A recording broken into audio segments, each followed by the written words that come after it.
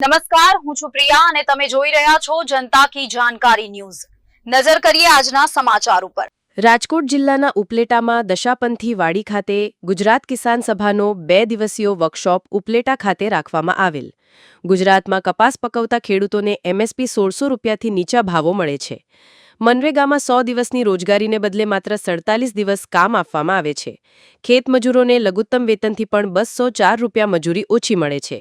Zero ડ્યુટીથી કપાસ આયાતનું notification ખેડૂતોનું મોતનું certificate સાબિત થશે। ત્યારે કિસાન સભા ખેડૂતોને C2 + 50% ભાવની માંગ કરે છે। આર્થિક બરબાદીથી કરજમાં ડૂબેલા આપઘાત કરતા ખેડૂતોના પરિવારને 25 લાખ રૂપિયા સહાય આપવામાં આવે।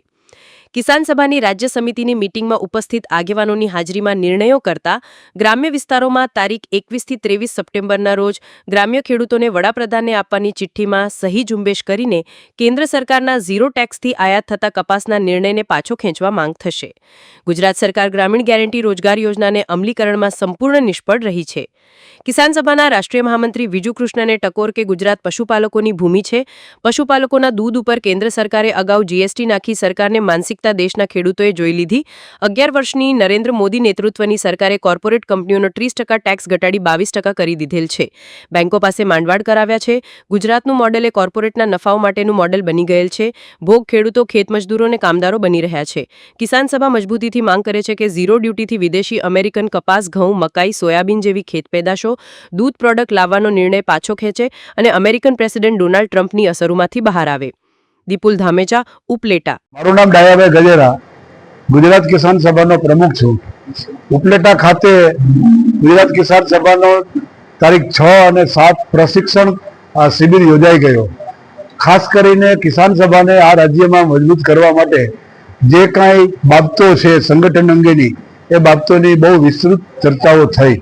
સરકારની જે કાંઈ નીતિઓ, ખેડૂત વિરોધી નીતિઓ છે, એ નીતિઓની પણ સ્ટેટ કાઉન્સિલમાં બહુ ગહનતાથી ચર્ચાઓ કરવામાં આવી। ગુજરાતના ખેડૂતોને લાગે વળગે છે ત્યાં સુધી દિવસે ને દિવસે ગુજરાતનો ખેડૂત પાયમાલ થતો જાય છે અને ગુજરાતના ખેડૂતોને કોર્પોરેટ કંપની અને મોટી કંપનીઓને લૂંટને હવાલે આ સરકાર કરતી જાય છે, એવા નિર્ણયો કરતી જાય છે।